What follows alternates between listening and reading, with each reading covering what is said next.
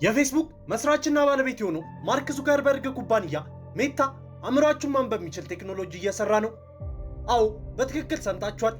ሐሳባችሁን የሚያነብ ቴክኖሎጂ እየሰራ ነው። የተናገሩት ግብ በጣም ደስ ይላል።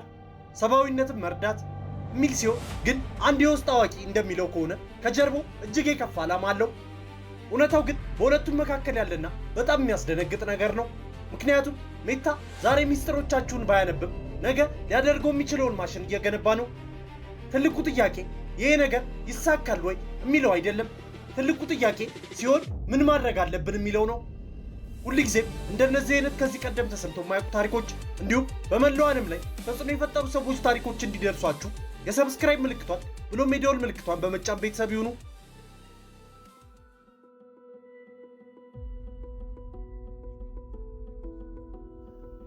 በመጀመሪያ ሜታ ምን እያለ እንደሆነ እንስማ። እነሱ እንደሚሉት ከሆነ ይህ ቴክኖሎጂ የዓለምን ችግር ሊፈታ የሚችል ነገር ነው። ለዓመታት ኩባንያው በቀዶ ጥገና በማይገቡ መሳሪያዎች የአንጎልና የኮምፒውተር ግንኙነት ወይም ቢሲአይ ለመፍጠር በሚሊዮኖች የሚቆጠር ገንዘብን አፍስሷል። በሐሳቡ ብቻ ጽሑፍ ሲጽፉ አስቡት። የሜታ ሰው ሰራሽ የማሰብ ችሎታ ወይም ኤአይ ክፍል ምንም አይነት ቀዶ ጥገና ከማይደረግባቸው የአንጎል ቀረጻዎች ቃላትን የሚፈታ ስርዓት ሰርቷል። ዓለማቸው በጣም አስደናቂ ነው። መናገር ለማይችሉ ሰዎች ድምፅ መስጠትና ለወደፊት የተጨመረው እውነታ ወይም ኦግመንትድ ሪያሊቲ ዓለም ጋር በቀላሉ መገናኘት የሚል ነው። ዙከርበርግ ራሱ ሐሳቦችና ስሜቶች በቀጥታ የሚተላለፉበትን የመጨረሻው የግንኙነት ቴክኖሎጂ ብሎታል። ይህንን ደግሞ በምርጫችሁ የምትጠቀሙበት ቴክኖሎጂ ነው፣ በግድ አይደለም እያሉ ደጋግሞ ይናገራሉ። በውጫዊ እይታ በጣም የሚያጓጓና አስደናቂ ዓለም ነው። ቴክኖሎጂ በመካከላችን ያሉትን የመጨረሻ እንቅፋቶች የሚያስወግድበት፣ ነገር ግን እያንዳንዱ ገነት የራሱ የሆነ ጥላ አለው። እውነተኛው አደጋ ለማየት ከተስፋው ጀርባ ያለውን ፕሮቶኮል መመርመር አለብን። ታዲያ ይህ ነገር እንዴት ነው የሚሰራው? አእምሯችንን እንደ መጽሐፍ ገልጠው ያነቡታል ማለት ነው? በፍጹም እንደዛ አይደለም። አሁን ላይ ያለው ሂደት በጣም ከባድና በቤተ ሙከራ ብቻ የተወሰነ ነው። የሚጀምረው ምልክቶችን በመቅረጽ ሲሆን ይህም በሚያማምሩ መነጽሮች ሳይሆን በማግኔቶ ኢንሴፋሎግራፊ በሚባል ስካነር ውስጥ ነው። ይህ ማለት ግዙፍ ማሽን ውስጥ ገብታችሁ የአንጎላችሁ ደካማ መግነጢሳዊ እንቅስቃሴዎች የሚለካበት መሳሪያ ነው። ለአእምሯችሁ የኤሌክትሪክ ሲምፎኒ እጅግ በጣም ስሜታዊ የሆነ ማይክሮፎን እንዳለው አስቡት። ከዛ የሰው ሰራሽ አስተውሎት ዲኮዲንግ ይመጣል። እዚህ ጋር የኤአይ ሞዴሉ አንድ ሰው ለሰዓታት የሚያስበውን የአእምሮ እንቅስቃሴ በመከታተል ስርዓተ ጥለቶችን መለየትን ይማራል። የሜታ ስርዓት ብሬን ቱ ክሬቲቪቲ ተብሎ በሚጠራው ከነዚህ ምልክቶች አረፍተ ነገሮችን ሲፈታ በአማካይ 61% የቃላት ትክክለኛነትን አስመዝግቧል። ይህ ከዚህ በፊት ከነበሩት ዘዴዎች ጋር ሲነጻጸር እጅግ በጣም ትልቅ ዝላይ ነው። አንደኛው ተሳታፊ ላይ እንደሚያሳየው 78% ትክክለኛነት ላይ ደርሷል። በመጨረሻም የኤአይ ሞዴሉ እነዚህን የተፈቱ ስርዓተ ጥለቶች በስክሪን ላይ ወደሚታይ ጽሑፍ ይተረጉማል። ግን አንድ ነገር ግልጽ እናድርግ። አሁን ላይ ይህ ቴክኖሎጂ ረቂቅ ሐሳቦቻችሁን፣ ስሜቶቻችሁን ወይም ትዝታዎቻችሁን ማንበብ አይችልም። የሚፈታው ቃላትን ለመናገር ስታስቡ የሚፈጠሩትን የሞተር ምልክቶች ብቻ ነው። ግን ይሄ የሆነው ለአሁኑ ነው እንጂ ወደፊት ከዚህ የበለጠ ነገር ይፈጠራል። አሁን ወደ አስደንጋጩ ክፍል ደረስን። የዛሬዎቹ ገደቦች የነገ ምኞቶች ናቸው። ይፋዊው ፕሮጀክት ሰዎችን መርዳት ላይ ቢያተኩርም የእኛ ምናባዊ የሸቀጥ ፕሮቶኮል ሌላ ዓላማ እንዳለ ይጠቁማል። ይኸውም የሜታ ዋና የንግድ ሞዴል የሆነውን የነርቭ መረጃዎችን ወይም ኒውሮዳታ መተንተን የሚለው ነው። ይህ ኒውሮዳታ ከምታስቡት በላይ እጅግ በጣም ሚስጥራዊ መረጃ ስብስብ ነው። በንቃት ከምታያቸው ቃላት በላይ ብዙ ነገር ሊገልጥ ይችላል። የነርቭ መረጃችሁ ስሜታዊ ሁኔታችሁን፣ ድብቅ ፍላጎቶቻችሁንና የአእምሮ ጤንነታችሁን ጠቋሚዎች ሊያጋልጥ ይችላል። ከሐሳቡ ጀርባ ያለው መረጃ ነው።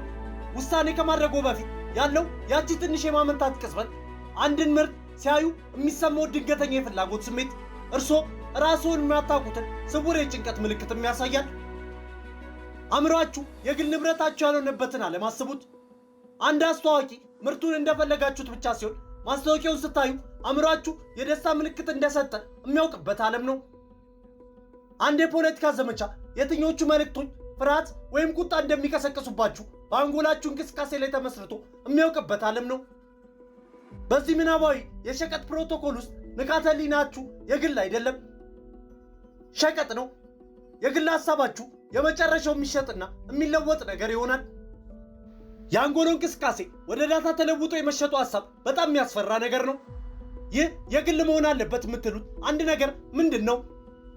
ይህ ውይይት ከመቼውም ጊዜ በላይ አሁን አስፈላጊ ነውና ሐሳባችሁን ከታች ኮመንት ላይ አጋሩኝ። ይህ ቪዲዮ ለብዙ ሰው መድረስ ስላለበት ላይክ ማድረጋችሁን አትርሱ። የወሎ የሳይንስ ልቦለድ ፊልም ይመስላል፣ ነገር ግን አይደለም። አሁን እየሆነ ያለ ነገር ነው። እንደ ፊውቸር ኦፍ ፕራይቬሲ ፎረም ያሉ የግላዊነት ተሟጋቾች የነርቭ መረጃ ከሜታ ሰፊ የመረጃ ክምችቶች ጋር ሲጣመር ከዚህ በፊት ታይቶ የማይታወቅ የባህሪ መገለጫዎችን ሊፈጥር እንደሚችል ያስጠነቅቃሉ። ለምሳሌ አሰሪዎች በትኩረት ደረጃዎቻችሁ ላይ ተመስርተው ሊቀጥሯችሁ ወይም ላለመቅጠር ሊወስኑ ይችላሉ። ወይም የኢንሹራንስ ኩባንያዎች በአእምሯችሁ ሁኔታ ላይ ተመስርተው ዋጋ ሊጨምሩባችሁ ይችላሉ። የውጭ ህይወታችንን ክትትል እንደሚደረግበት ለምደናል። ስልኮቻችንን የት እንዳለን ያውቃሉ። የማህበራዊ ሚዲያ ገጾቻችን ፍላጎታችንን ይመዘግባሉ። ግን ይህ አዲስ ድንበር ነው። ይህ የመጨረሻውን የግላዊነት ምሽግ ያፈርሳል። ማንነታችንን ስማርት ስፒከር የምትናገሩትን ይመዘግባል። ነገር ግን ቢሲአይ ለመናገር ከመወሰናችሁ በፊት ያለውን የአንጎል ምልክት ሊቀዳም የሚችል ነገር ነው።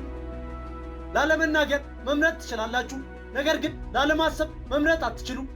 ይህ ስለ እውቀት ነፃነት በገዛ አእምሮና ሐሳብ ላይ ሙሉ ስልጣን ስለመኖር ከባድ ጥያቄዎችን ያስነሳል። ነገር ግን በዚህ ሁሉ መሃል አንድ ተስፋ አለ። የዓለም ሀገራት ምላሽ መስጠት ጀምረዋል። የኑሮ መብቶች ጽንሰ ሐሳብ ብቅ እያለ ነው።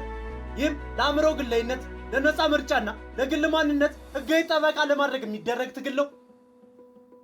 በአዲስና በታሪካዊ እርምጃ ቺሊ የአእምሮ ንጹህ አቋምና ከሱ የሚገኘውን መረጃ ለመጠበቅ ህገ መንግስቷን በማሻሻል የመጀመሪያው ሀገር ሆናለች። እንደ ብራዚልና ሜክሲኮ ያሉ ሌሎች ሀገራትም ተመሳሳይ ህግ ለማውጣት በውይይት ላይ ናቸው። ባለሙያዎች በንድፈ የግላዊነት ጥበቃ እንዲኖር እየተሟገቱ ነው። ይህ ማለት ለተጠቃሚዎች ሙሉ ቁጥጥር የሚሰጡ የማብሪያ ማጥፊያ ቁልፎች መረጃን በደመና ውስጥ ከማስኬድ ይልቅ በመሳሪያው ላይ ብቻ እንዲቀናበር ማድረግና ተጠቃሚው ብቻ የራሱን የነርቭ መረጃ ማግኘት እንዲችል ማድረግን ያካትታል። ቴክኖሎጂው እየተገነባ ነው፣ ነገር ግን የሚገዙት ህጎችና እየተጻፉ ያሉ ነገሮች አሉ። የአእምሯችሁን ግድግዳዎች ሙሉ በሙሉ ከመፍረሳቸው በፊት ጥበቃዎችን ለማቋቋም እድል ያለንበት ወሳኝ ሰዓት ላይ ነን። እናም ዙከርበርግ ሐሳባችሁን ለማንበብና ለመሸጥ ሚስጥራዊ የኤአይ መሳሪያ እየገነባ ነው። ልክ በፊልም ላይ እንዳለ ክፉ ሰው አይደለም። እውነታው ከዚህ የከፋና የበለጠ አደገኛ ነው። ሜታ በሚሊዮን የሚቆጠሩ ሰዎችን የመርዳት እውነተኛ አቅም ያለው ቴክኖሎጂ እየገነባ ነው ቢባልም፣ ነገር ግን በታሪክ ውስጥ እጅግ በጣም ኃይለኛውን የመረጃ መሰብሰቢያ መሳሪያ እየገነባ ያለ ለትርፍ የተቋቋመ ኩባንያም ነው። አንድ ቀን የነርቭ መረጃን ለማስታወቂያ የመጠቀም የንግድ ፍላጎቱ እጅግ በጣም ከፍተኛ መሆኑ አይቀርም። ቴክኖሎጂ እውነት ነው፣ እድገቱ እየፈጠነ ያለ ነገር ነው። የሥነ ምግባርና የቁጥጥር ማዕቀፎች በአደገኛ ሁኔታ ወደ ኋላ ቀርተዋል። አንድ ቀን የውስጥ ሐሳባችሁን ወደ ሸቀጥ ሊለውጥ የሚችለው ስርዓት ሚስጥራዊ ሴራ አይደለም። የአንደኛው ክፍለ ዘመን የገለጸው የንግድ ሞዴሉ ምክንያታዊ ውጤት ነው። ስለዚህ ትልቁ ጥያቄ ነው፣ አእምሯችሁን ማንበብ ሲጀምሩ ያ መረጃ የማን ነው የሚሆነው? የኛ ወይስ የነሱ? ውድ የፈንዲሻ ኢንተርቴንመንት ዩቲዩብ ቻናል ቤተሰቦች በዛሬው ፕሮግራማችን የማርክ ዙከርበርግ ኩባንያ የሆነው ሜታ እየሰራ ስላለው አእምሯችሁን ማንበብ ስለሚችለው ቴክኖሎጂ አስቃኘናችሁ።